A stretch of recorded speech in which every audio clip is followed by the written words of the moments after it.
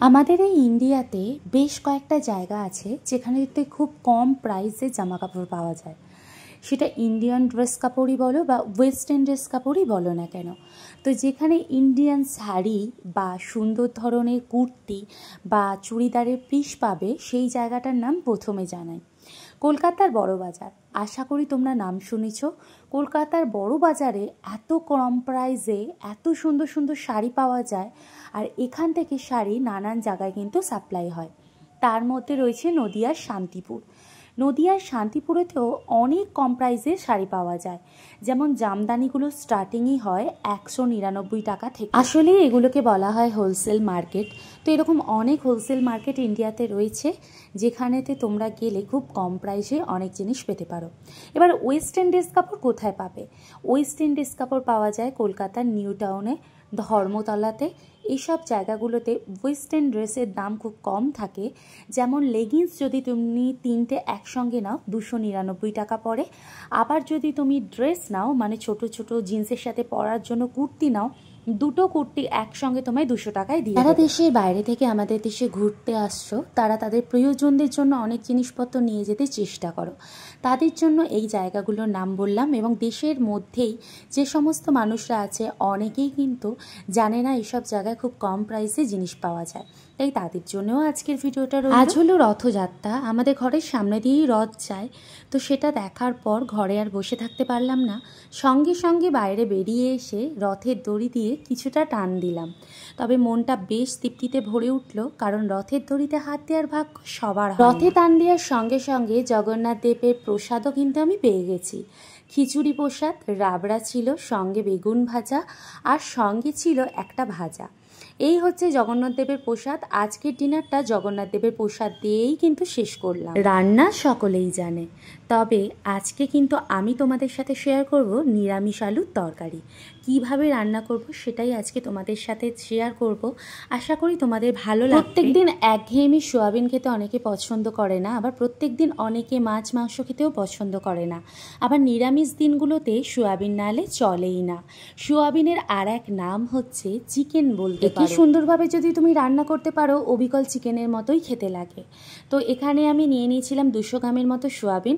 এখানে নিয়েছি দুটো আলু। আলুগুলোকে আগে সুন্দরভাবে খোসা ছাড়িয়ে, আলু ছাড়ানো কমপ্লিট হয়ে গেছে। এখন আলুটাকে 4 ভাগে ভাগ করে নেব।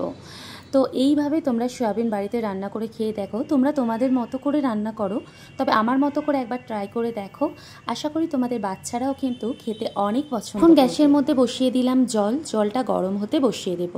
ততক্ষণ এইদিকে আমি কুকার নিয়ে নিয়েছি। কুকারের মধ্যে যে 4 টুকরো আলু করেছিলাম, সেই আলুগুলো দিয়ে জল দিয়ে সিটি মেরে নেব 3 থেকে 4। আবার অনেক বাচ্চারা সোয়াবিন খেতে চায় না, কারণ সোয়াবিনটা চিবড়ে থাকে বলে।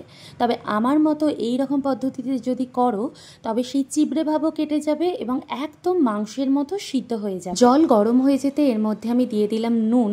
এবার এর মধ্যে দিয়ে দিলাম সয়াবিন।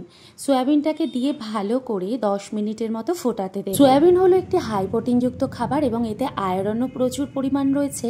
যারা ডায়েট করে এবং যে সমস্ত বাচ্চাদের ওয়েট একদম গেইন হচ্ছে না, তাদের জন্য কিন্তু সয়াবিন অত্যন্ত ভালো। হাড়ে ক্যালসিয়ামের পরিমাণ বাড়ায় এবং হাড় মজবুত হতেও সাহায্য করে এই সয়াবিন। সয়াবিনটা আমার সিদ্ধ করা হয়ে গেছে। একটা ছাঁকনিতে দিয়ে ছেঁকে নিলাম এবং এর মধ্যে আমি ঠান্ডা জল দিয়ে ধুয়ে নিলাম, যাতে একে অপরের সাথে জড়িয়ে না যায় এবং প্রচণ্ড সিদ্ধ হয়ে গেলেও এই সয়াবিন কিন্তু ভেঙে যায়। এদিকে যে আলু এবং টমেটো আমি কুকারে দিয়ে সিদ্ধ করেছিলাম, সেটা আমি হাতের সাহায্যে ভালো করে ম্যাশ করে, অনেক ম্যাশ করার কোনো প্রয়োজন নেই, হালকা ম্যাশ করে নিলেই হবে, যাতে একটু হালকা গোটা গোটা মতো থাকে।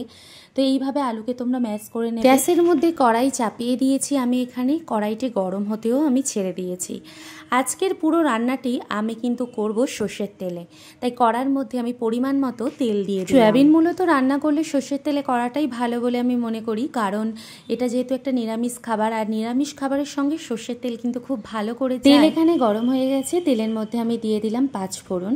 5 ফোড়ন কিন্তু এই নিরামিষ রান্নার সঙ্গে খুব ভালো যায় এবং 5 ফোড়ন তুমি তেলে দেওয়ার সঙ্গে সঙ্গে যে গন্ধটা আসে, ওটা কিন্তু অসাধারণ আসে। এর মধ্যে আমি দুটো কুচিয়ে রাখা পেঁয়াজকে দিয়ে দিলাম এবং পেঁয়াজটা আমি লাল লাল করে ভাজতে ছেড়ে দেব। এর মধ্যে সামান্য পরিমাণ তোমরা চিনিও দিতে পারো, তবে আমি আজকে কিন্তু চিনিটা একদম অ্যাভয়েড করি। তো এখানে পেঁয়াজ ভাজা কিন্তু আমার কমপ্লিট হয়ে গেছে। এখন আমি এর মধ্যে দিয়ে দেব আদা রসুনের পেস্ট।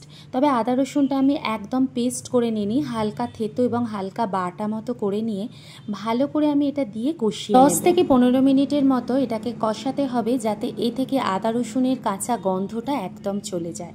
এবং কষানোর সময় অবশ্যই 1 চামচ করে নুন দেবে, যাতে এ থেকে জল বেরিয়ে একদম আদা রসুনের গন্ধ বিলীন হয়ে যায় এবং তরকারির মধ্যে কোনো কাঁচা গন্ধ না থেকে। মশলা কষানো আমার এখানে হয়ে গেছে। এখন আমি এর মধ্যে দিয়ে দেব শুকনো লঙ্কার গুঁড়ো 3 চামচ।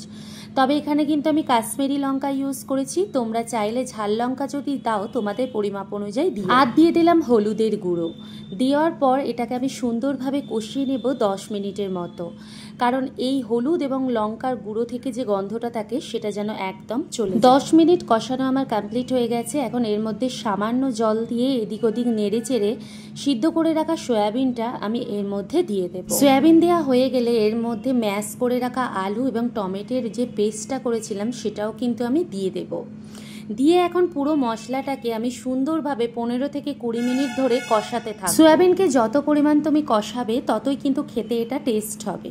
তাই আমি বলবো তোমাদের 20 থেকে 25 মিনিট ধরে সয়াবিনকে কিন্তু কষাতেই থাকবে, যাতে একে অপরের সাথে সুন্দরভাবে মিশে যায় এবং মশলাও খুব সুন্দরভাবে সয়াবিনের কোনায় কোনায় ভরে যায়। সয়াবিন আলু কষানো এখানে হয়ে গেছে। এখন আমি এর মধ্যে শিলপাটায় বেটে রাখা ডালচিনি এবং এলাইচির পেস্টটা দিয়ে দেব।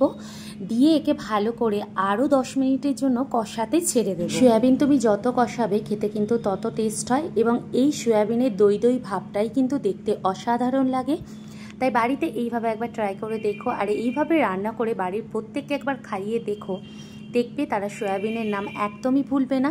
এবং যে সমস্ত বাড়িতে সয়াবিন খেতে একদম পছন্দ করে না তারা বারবার বলবে সয়াবিন রান্না করবার কথা। কষানো এখানে কমপ্লিট হয়ে গেছে। এখন আমি এখানে পরিমাণ মতো গরম জল দিয়ে দেব।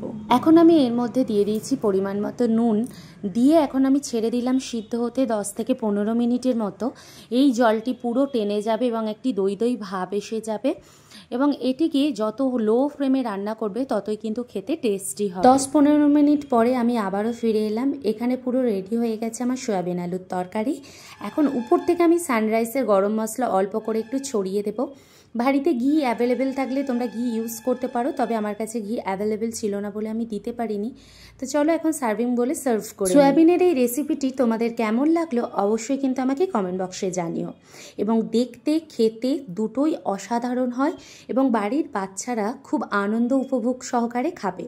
এবং নিরামিষ দিনেতে অনেক মানুষই নিরামিষ খাবার খেতে পছন্দ করে না, তারা যদি এরকম একটু সয়াবিন পাতে থাকে তবে আর কিছুই লাগবে না, এক থালা ভাত নিমেষের মধ্যে শেষ হয়ে যাবে। এবং রাতের রুটি লুচি পরোটার সাথেও কিন্তু অসাধারণ একটি রেসিপি। বাড়িতে আত্মীয় স্বজন চলে এলে নিরামিষ দিনেতে এইভাবে সয়াবিন রান্না করলেও কিন্তু খুবই ভালো লাগবে। তো বন্ধুরা, আজকের ভিডিওটি তোমাদের কেমন লাগলো অবশ্যই কিন্তু কমেন্ট বক্সে জানিও এবং সবাই একবার করে ট্রাই করবার অনুরোধ রইল। সবাই ভালো থেকো, আবার দেখা হবে নতুন একটি ভিডিও বা রেসিপির সাথে।